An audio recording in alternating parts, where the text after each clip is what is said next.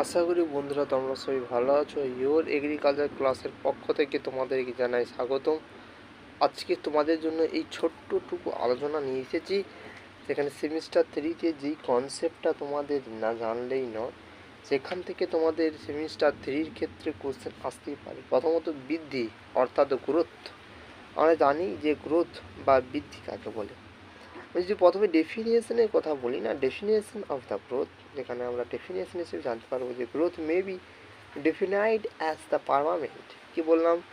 Growth, GROWTH, growth English যে definition থাকে সেই ডেফিনেশনের কথা বলছি, তার বাংলাটা আমি বলে দিচ্ছি যে growth may be defined as the permanent and irreversible change in the volume or size of land accompanied by the increase in dry weight।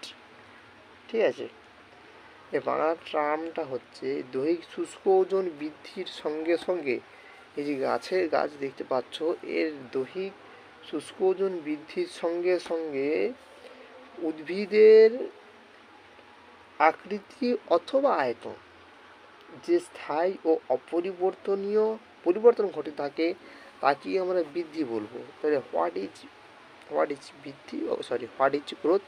তাহলে বৃদ্ধি বা গ্রোথ কাকে বলবো? একেবারে বৃদ্ধি কাকে বলবো না, দৈহিক শুষ্ক ওজন বৃদ্ধির সঙ্গে সঙ্গে উদ্ভিদের আকৃতি বা আয়তনের যে স্থায়ী এবং অপরিবর্তনীয় পরিবর্তন ঘটে থাকে তাকে আমরা এক কথায় বৃদ্ধি হিসেবে চিহ্নিত করবো। ডেফিনেশনে প্রথমে বলে দিই, তারপর জিনিসটা বুঝিয়ে দিচ্ছি। এটি হচ্ছে তোমাদের পরিস্ফুরণ, ডেভেলপমেন্ট। মানে পরিস্ফুরণ বা ডেভেলপমেন্ট জিনিসটি বা কী? দেখো, পরিস্ফুরণ বা ডেভেলপমেন্ট জিনিস হচ্ছে গাছের দৈহিক ওজন বৃদ্ধির সঙ্গে সঙ্গে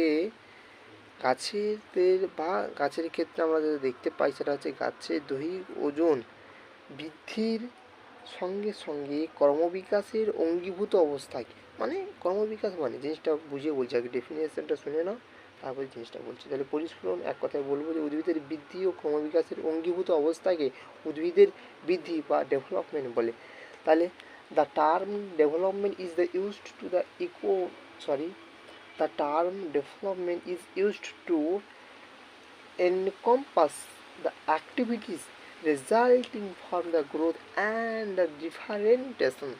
অর্থাৎ এক কথায় আমরা বৃদ্ধি বলতে গাছের এই যে বৃদ্ধিটা, গাছ কতটা লম্বা হলো তাকে এক কথায় আমরা বলবো বৃদ্ধি। গাছ কতটা লম্বা হলো তাকে এক কথায় বলবো বৃদ্ধি। তাই বৃদ্ধিকে বলা হয় পরিমাণগত ধারণা, তাই বৃদ্ধিকে বলা হয় পরিমাণগত চরিত্র। বৃদ্ধিকে বলা হয় পরিমাণগত চরিত্র বা কোয়ান্টিটেটিভ চরিত্র। ইংলিশ টার্ম হচ্ছে কোয়ান্টিটেটিভ বা বা পরিমাণগত চরিত্র, কারণ এটিকে পরিমাণ করা যাবে। এটিকে এই যে কত সেন্টিমিটার লম্বা, কত সেন্টিমিটার হয়েছে, এটিকে পরিমাপ করা যাবে, তাই এটিকে হচ্ছে পরিমাণগত চরিত্র। তাই লম্বায় যত বৃদ্ধি পাবে যাকে মাপ করা যাবে তাকে বৃদ্ধি বলবো। এবার আসি পরিস্ফুরণের ক্ষেত্রে। তাহলে এক কথায় একটা জিনিস ক্লিয়ার যে বৃদ্ধি ডেফিনেশন ক্লিয়ার 1 নম্বর পয়েন্টে। 2 নম্বর পয়েন্ট হচ্ছে বৃদ্ধি কাকে বলে বুঝে নিলাম, যে গাছের কেবলমাত্র এই যে বৃদ্ধিটাকে, গাছের এই যে শাখা প্রশাখা প্রজ্বলন, এই বৃদ্ধিটাকে, আমার ছবি দেখে কেউ আবার হাসাহাসি করো না, তোমাদের বোঝানোর স্বার্থে আমি বুঝিয়েছি। আমি কোনো আর্টিফিশিয়াল আর্টিস্ট নই, তবুও তোমাদের জন্য একটু বোঝানোর স্বার্থে এটা করেছি। এবার আসি যে পরিস্ফুরণ কাকে। পরিস্ফুরণ বলতে কেবলমাত্র গাছের বৃদ্ধি ঘটছে, গাছ শুধু লম্বা হয়ে যাচ্ছে আর কিছু কাজ হচ্ছে না, না।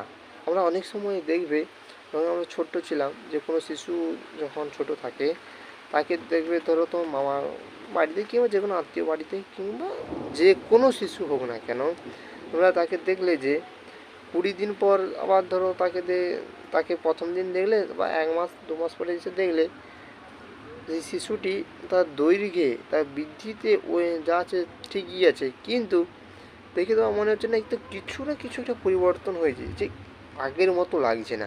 ঠিক একইভাবে গাছের ভেতরের মধ্যে অনেক পরিবর্তন হয়। গাছের পরিবর্তন দরকার। ধরো গাছে শুধু বৃদ্ধি হয়ে যাচ্ছে, ফল আর হচ্ছে না, সেটাকে কিন্তু আমরা পরিস্ফুরণ বলবো না, সেটাকে আমরা ডেভেলপমেন্ট বলবো না। এখানে বলবো ক্রমবিকাশের অঙ্গীভূত অবস্থাকেই বলা হচ্ছে এক কথায় পরিস্ফুরণ। গাছের শাখা প্রশাখা বেরোবে, গাছ ফল দেবে, তাকেই আমরা পরিস্ফুরণ বলবো। তাই পরিস্ফুরণকে বলা হয় গুণগত চরিত্র। কারণ পরিস্ফুরণ কিন্তু মাপা যায় না, বৃদ্ধি মাপা যায়। বৃদ্ধি একটি স্থায়ী অপরিবর্তনীয়, কিন্তু পরিস্ফুরণ স্থায়ী অপরিবর্তনীয় কখনোই হতে পারে না। পরিস্ফুরণ যখন খুশি করতে পারে। একটি গাছের তার 30 বছর বয়সে গিয়ে, 25 বছর বয়সে গিয়ে, 5 বছর বয়সে গিয়ে, 40 বছর বয়সে গিয়ে পর্যন্ত পরিস্ফুরণ ঘটতে পারে, কিন্তু সেই বয়সে গিয়ে গাছের কোনো মতেই বৃদ্ধি ঘটবে না। অথচ আমি দুটো জিনিস ক্লিয়ার করতে পারলাম, বৃদ্ধি কাকে বলে এবং পরিস্ফুরণটা কাকে বলে। এর পরবর্তীতে আসবো আমরা বৃদ্ধির ইন ডিটেলস। বৃদ্ধিকে কয় ভাগে ভাগ করা যেতে পারে? এই যে বৃদ্ধিকে কয় ভাগে ভাগ করা যেতে পারে? প্রাথমিক বৃদ্ধি, গৌণ বৃদ্ধি, অঙ্গজ বৃদ্ধি ইত্যাদি ইত্যাদি বৃদ্ধি আছে, সেরকম বৃদ্ধিকে কয় ভাগে ভাগ করা যেতে পারে। ঠিক আছে, কীভাবে? পরিস্ফুরণকে শুধু আমরা কয় ভাগে ভাগ করতে পারি? পরিস্ফুরণকে আমরা কয় ভাগে ভাগ করতে পারি সেটা শুধু আমরা দেখবো, ইন ডিটেলস দেখবো। আজকের ভিডিও এখানেই তোমাদের জন্য। তোমাদের সঙ্গে ইওর এগ্রিকালচার সাথে আছে, সাথে থাকবে এবং পাশেও থাকবে। ধন্যবাদ।